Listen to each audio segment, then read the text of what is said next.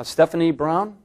Stephanie here? Yep. Hi. I had a few questions, but most importantly, I recently heard that in a business publication, Wisconsin ranked third from the bottom for places to start or move a business, and that since the Democrats took over in 2006, Wisconsin has lost more employers than Minnesota, Michigan, Illinois, and Iowa combined. I want to know, what is your plan to make us competitive again and bring businesses back? Because higher taxes for small businesses are not going to create jobs here. Yeah, I agree. And that's why I think right now we got to focus on tax relief for small business. Small businesses, clearly the background of our regional economy. They're the ones who are going to create the jobs and help pull us out of this economic recession. That's what a lot of my focus has been. Tax relief to small businesses like accelerated depreciation, no cap gains tax for anyone investing in a small business, immediate expensing that's available, a net operating loss carryback. So if a small business is experiencing a loss this year or last year, they can immediately write that off the previous year's profits instead of amortizing that out over 20 years. And taxes right now are at a 60-year low in this country. Yeah. And I'm talking about small businesses that file as an individual that are going to be hit by a $250,000 tax increase. Okay. They're going to be losing jobs through that. So, People are not going to so those who are filing for the small business C, earning over $250,000 a year, you're concerned about. That are filing as individuals through personal income tax that are making more than $250,000. Right. They're going to be hit with those rollbacks of Bush's tax cuts. Well, what we've noticed with the Department of Treasury is they've done an analysis of what small businesses would be impacted, and they determined it would be roughly 3% of small businesses in the country that would be impacted with that proposal.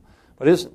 I think it's important that we're not increasing taxes on small businesses or working families right now. We're struggling to make ends meet.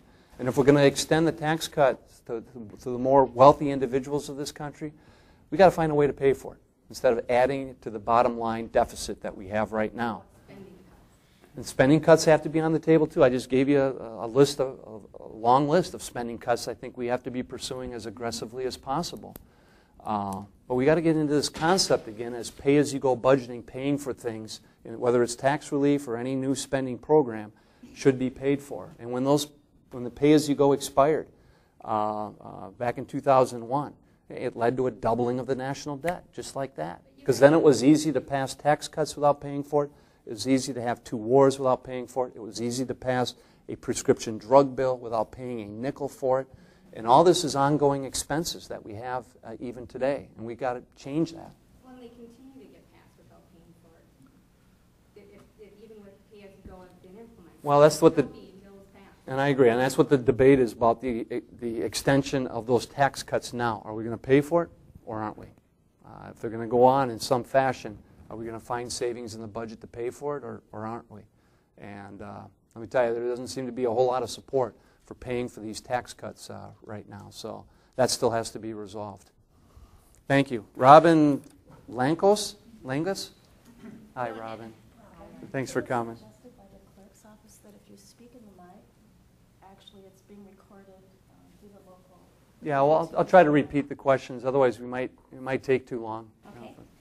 I don't actually have a specific question. I'd just like to make a statement that I'm really concerned about climate change and stalling of the energy bills, and that I'm hoping, even though the economy is really taking precedence right now, I hope that we don't lose ground on looking at alternative energy sources and becoming independent from fossil fuels and doing everything we can to stave off climate change. Right. Well, thank you, Robin. Her comment was concerned about our energy policy in the country and where we're going and whether or not that's getting bogged down in that. And, you know, I view this as kind of a win-win-win proposition. These are things that we ought to be investing in and moving forward on, whether or not you agree with the concept of the science of global warming, because it makes sense. I mean, right now we do know that we're too dependent on foreign energy sources. We're importing too much of our energy needs. And we've got the largest transfer of wealth in world history taking place right now, with the petrodollars flowing to the Middle East and other countries, oftentimes being used against us, financing 2 sides of the same war. This is crazy. And yet we could be doing so much more to invest in alternative and renewable energy sources right here. Just had a meeting in Hudson talking about biomass capability in this region, which could create whole new industries and good paying jobs. And for us to be smarter consumers of energy through enhanced efficiency. the appliances, and the machines that we're using, to the homes and buildings that we're in, to the automobiles that we're driving. Technology is there. And in fact, if we were just to deploy the technology that exists today, we could reduce our energy consumption by 30% overnight. Think about 30% overnight, just by using what's already been invented and what's already being made. So we do need a comprehensive energy strategy that makes sense for us, that can create jobs here at home, that you can outsource and send overseas. But we're falling behind. I mean, it is inexcusable that China is out-manufacturing and out-producing alternative renewable energy sources than the United States of America. We ought to be leading the rest of the world in this field. But China has surpassed us already. We've got to change that. Thank you. Lee Munson? Lee here? Yep. Hi, Lee. Hi. I'm the Student Senate President at the campus. Oh, congratulations. Thank you. I have... Or maybe not. Depending, I said, or maybe not, depending on... Well, I have many of my constituents here, and I noticed a professor or two. I was wondering about if you could tell us, as you know, the cost of education is rising more and more, and the burden of that cost is being placed more and more on the students. I was wondering if you had any plans for how to rectify that situation.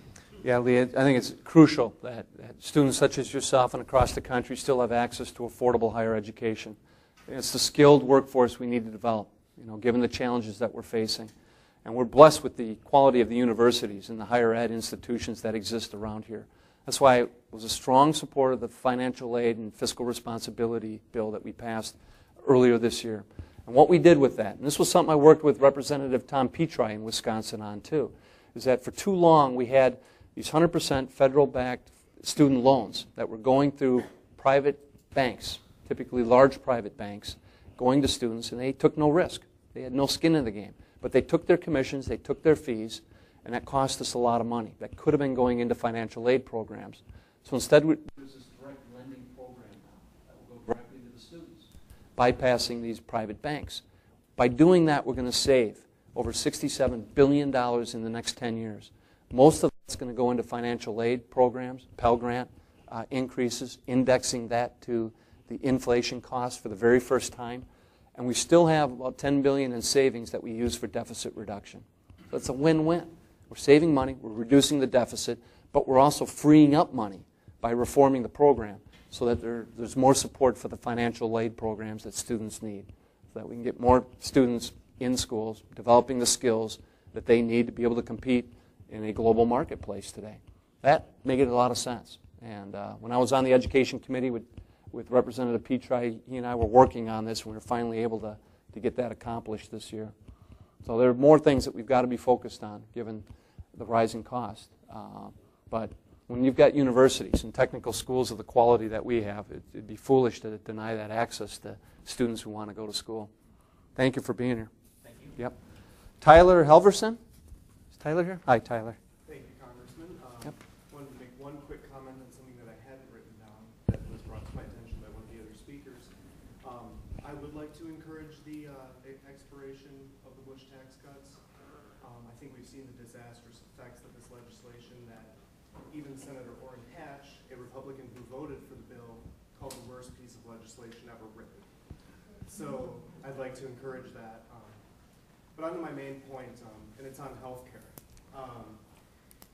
We've made a great start with the bill that was passed, but I'm also a student senator, and I talk to a lot of students, and I try to convey their concerns to people like yourself. And a lot of students are worried about the struggling economy and the fact that they, once they graduate, are going to be off their parents' insurance policy somewhat later than previously thought, thanks to this bill.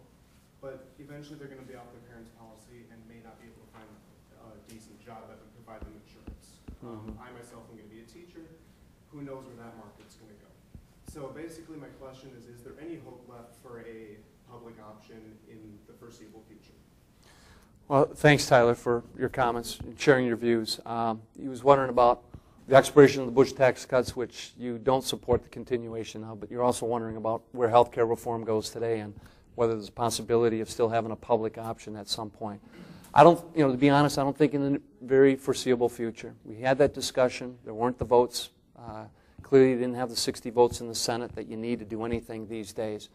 But I think just the creation, and this was something that I had promoted in legislation I've offered in recent years called the SHOP Act, but the creation of these health insurance exchanges so that small businesses, family farmers, individuals finally have a place where they can go and shop for affordable health care, and that those plans will be finally competing for their business rather than having a monopoly for the business. Coupling it with tax credits so it's more affordable for small businesses and individuals make a lot of sense. So you can kind of harness the power of the free market competition that exists with complete transparency now. So we know what benefits you're going to be getting and how much it's going to cost.